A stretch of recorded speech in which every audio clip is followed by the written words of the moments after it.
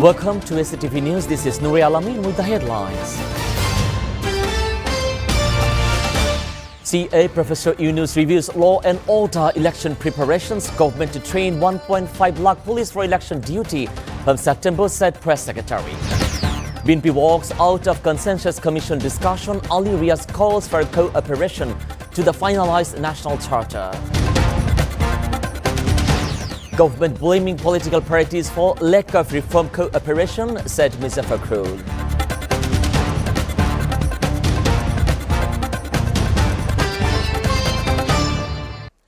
Now in details, the government will arrange a 3-month-long training for 1.5 lakh members of the police on election duties starting from September next. Besides, 60,000 members of Army will also able to deploy during election period to help maintain law and order and ensure voter safety, said Chief Advisor's Press Secretary Shafiqul Alam. Earlier today, Chief Advisor Professor Muhammad Yunus chaired a key review meeting with State the Guest House Jamuna to assess the law and order situation and the preparations of law enforcement agencies ahead of upcoming national election. Talking to the reporters after the meeting at the Foreign Service Academy, Alam said the meeting discussed the preparations of police ahead of the election. The Inspector General of Police informed the meeting that 1.5 lakh police personnel will receive specialized election-related training starting for the next month. He also said Alam and the training will take place throughout September, October and November as well. Replying to a question, he said 60,000 members of the Army will also be deployed during the election. The BNP delegation walked out today's session for the National Consensus Commission dialogue, which will focus on appointment to key constitutional bodies, including the Public Service Commission and Anti-Corruption Commission, ACC, and the Office for the Comptroller and Auditor General and the Ombudsman as well.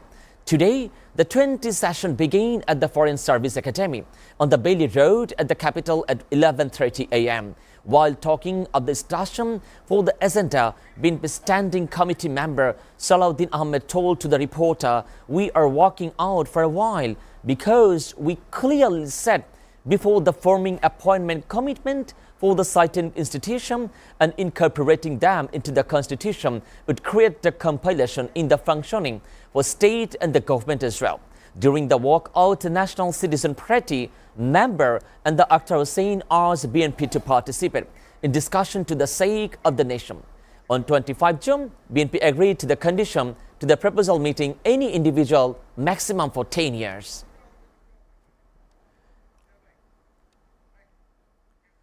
Professor Ali Riaz, Vice President of National Consensus Commission, today said the next 2 days and 3 days will be crucial for finalizing the draft for the national charter. Expressing to the hope, he also said if our participating political parties continue to cooperate, it will be possible to formulate the historic document with the time frame. We also want the charter to be the roadmap for the country's future. Professor Riaz said, aiding and giving to the sincerity and cooperation shown down the political parties so far, we are hopeful that we can reach a final agreement in the coming days. He also made the remark during the opening for the 20th day of the second phase of dialogue between the Commission and political parties Foreign Service Academy in Dhaka. BNP Secretary General Mr. Fakhrul Islam Alamgir today alleged the government is indirectly blaming the political parties for not cooperating in reform the effort despite not being in two.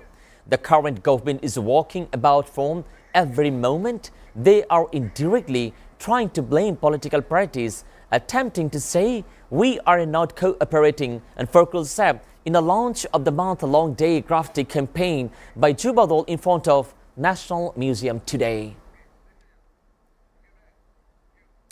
Another student who suffered severe burn in the Bangladesh Air Force jet crash at Milestone School and College at Dhaka Uttara has died earlier today, and the Sharif Farabi Ayan, 14 years old, passed away around 1:45 a.m. in the National Institute of Burn and Plastic Surgery, said Davon bin Rahman, a resident surgeon at the institute. He had suffered 40% burn of his body. He also said, with Ayan's death for the number of fatalities at the Burn Institute from the July 21st crash has risen to 18. The health ministry today, the revised for the official death toll twice within a 6-month, half an hour eventually confirming 33 deaths. With Ayan death for the total number now 34. A total number of 33 survivors, including 27 children, are currently undergoing the treatment for the Burn Institute. Of them, 3 remain critical condition, while 9 other categorized as severe. Hospitals officials also said. The Anti-Corruption Commission (ACC) has filed 2 separate messages and cases against former Air Force Chief, Air Chief Marshal Sheikh Abdul Hannan and his wife Tamina Begum on charges of amassing an illegal wealth for the suspicious financial transaction in the bank account. The cases were filed on yesterday at ACC Integrated District Office in Dhaka by ACC Deputy Director Tanzil Hasib Sarkar. Confirmed the order. ACC Director General Mohammad Akhtar Hussain. In the first case, Sheikhul Abdul Hannan has been accused of amassing wealth code 3.29 crore taka beyond known of source in income. Additionally, suspicious transaction amount for the 27.63 crore were reportedly made through a 6 bank account at his name. A female government worker was killed in a suspected road accident in the Konabari area at Gazipur City Co-operation last night, police said. The victim, Noreen Begum, was the wife of Ashraful Alam from the Nageshwari Upazila in Kurigram. He worked at the operator for the Orient Allure Lingari Limited. Her disassembled body was recovered around 11 p.m. from Dhaka Tangal Highway near the Konabari College Gate, said Papan Hussain of the Sub-Inspector Konabari Police Station. The victim body was severely manipulated. After the inquest, it was sent to morgue for the Shahid Tajuddin Ahmed Medical College Hospital in Gazipur of Uttar. Police said illegal action will be taken issued on the basis of the family's complaint. Continuous rainfall under the influence of an active monsoon rain has disrupted daily Dhaka in the base, causing severe inconvenience for the commuter across the capital. The rain, which began yesterday, continued evening for the morning, leading the water logging in several low-lying areas. And the other goers and the other commuters struggle to reach their destination due to shortage of transport during peak hours today. The many reported delay and the long wait for the buses and rickshaw, while some complained of being overcharged. The game advantage of the situation, rickshaw pullers and CNG-run auto rickshaw driver charge higher from the fares and the strange passenger. After the Sultana, a meteorologist and meteorological department, BMD said the Met Office recorded 50 mm for the rainfall in the last 24 hours till 6 a.m. today. More rainfall expected in Dhaka tomorrow. She said the highest 124 mm rainfall was recorded in 24 hours in Ragamati.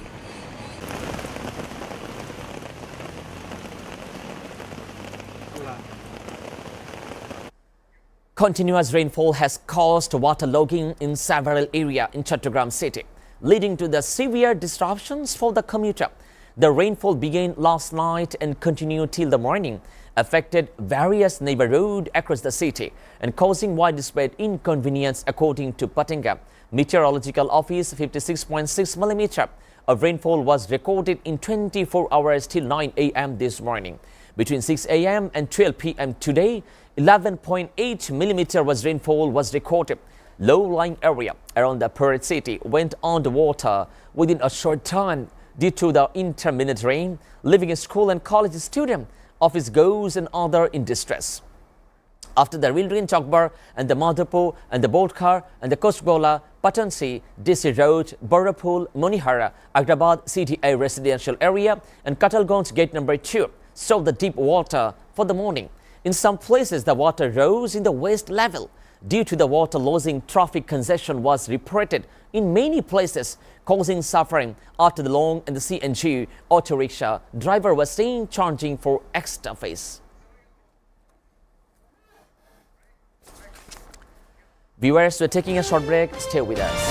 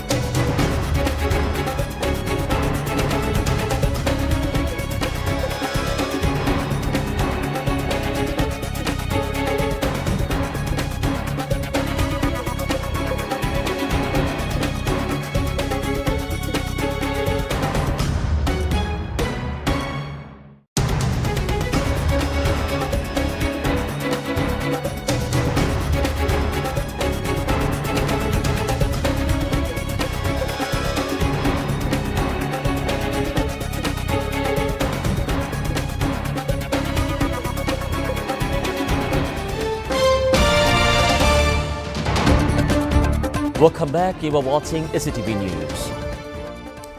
Now news from abroad.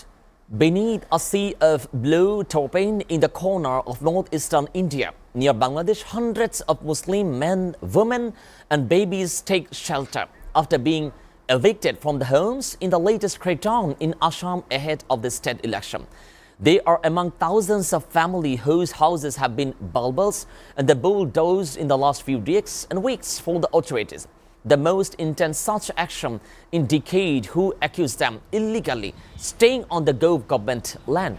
The demolitions in Assam, where Indian Prime Minister Narendra Modi Hindu Nationalist Party will seek re-election early in the next year, have coincided with the national clampdown on Bengali-speaking Muslim and the brand's illegal infiltration from the Bangladesh since August 2024, All-Star, a pro-India premier in Dhaka. The government repeatedly harassed U.S. area on an early 53 years old speaking outside the patch, the beer of the Assam's Golpara district that become from the makeshift home from the family of three. We are accused of being encouragers and foreigners as well, said Ali, who was born in Assam, as a scorching July sun beat down on the settlement. Assam accounts for 262 km, India 4097 km long border with Bangladesh, as has gone grabbed with anti-immigrant sentiment rose in the fear of Bengali migrants. Thailand and Cambodia have agreed of immediate and unconditional ceasefire from midnight for early bed and border clashes. Malaysian Prime Minister Anwar Ibrahim announced on Monday. Anwar, who chaired the emergency talks as head of the Association of Southeast Asian Nation, ASEAN, and the both countries reached a common understanding to take steps towards restoring peace and normality. Along the stated border, the Cambodian Prime Minister Hun Manet and anti-acting Prime Minister Phumhan Wensi have agreed on immediate and unconditional ceasefire with effect from midnight for 28 July. Anwar said as the head of the joint statement following the meeting, both leaders hailed the outcome from the talks and shook hands for conclusion for the brief concessions for the Malaysian Prime Minister official residence at the Putrajaya. Top U.S. and Chinese economic officials will resume talks with Stockholm on Monday to try to tackle long-standing economic dispute at the center of the trade war between world top two economies, aiming to extend a truce by 3 months and capping sharply higher tariff at the Bay. China is facing an August 12th deadline to reach the durable tariff agreement with President Donald Trump administration after being at Washington reached the preliminary deals in May and June to end week for the escalating tip for the TED and tariff and cut off the rare earth in the mineral. Without an agreement, global supply chain could face renewed the turmoil from U.S. duty, snapping back for the triple-digit level that would amount a bilateral trade embargo. The Stockholm talks for the halt and the double Trump's biggest trade deal with the European Union Sunday for 15% tariff and the most EU goods export for including autos. In taxes and tariffs from China. Please raise your right hand and repeat. The U.S. struck a framework trade agreement with the European Union on Sunday, imposing a 15% import tariff and the most EU goods hold for the threatened rate and averting a bigger trade war between the two allies and account for the almost start for the global trade. The President Donald Trump and European Commission President Ursula von der Leyen announced the deal at the Trump luxury golf course in the Western Skolta after an hour-long meeting that posed the hard-fought deal over the line following months of the negotiation.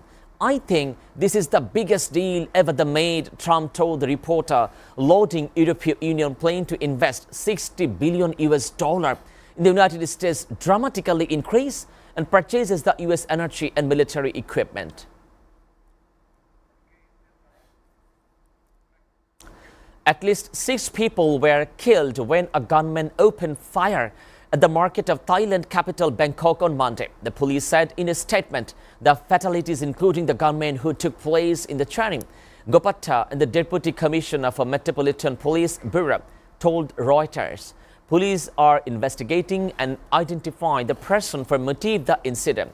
The police said in a statement the 5 people were killed and gunmen were security guard at the market in the same. No tourists were killed and injured in the shooting incident, said Sanong Singman, the police official Bangkok Bang So. The district where market that mainly sell agricultural procedure for located. In video footage, shortage of police, a suspect in the white hat in the Bangkok for the chest is seen walking to the parking at the market.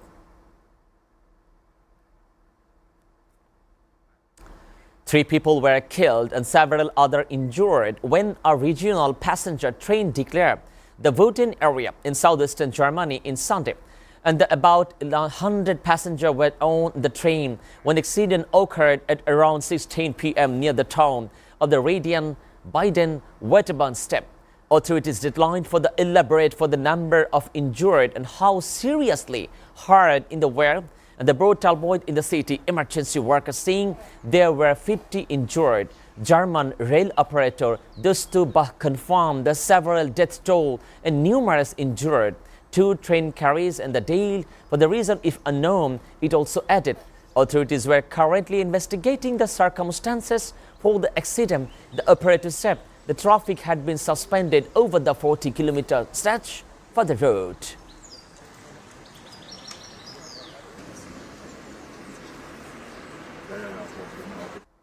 Before ending, we'll go through the SATV News headlines again. CA Professor Eunice reviewed law and order election preparation. Government to train 1.5 lakh police for election 7 September, said Press Secretary. BNP walks out of consensus commission discussion. Aleria's calls for cooperation finalized the national charter. Government blaming political parties for lack of reform cooperation, said Muzaffarpur.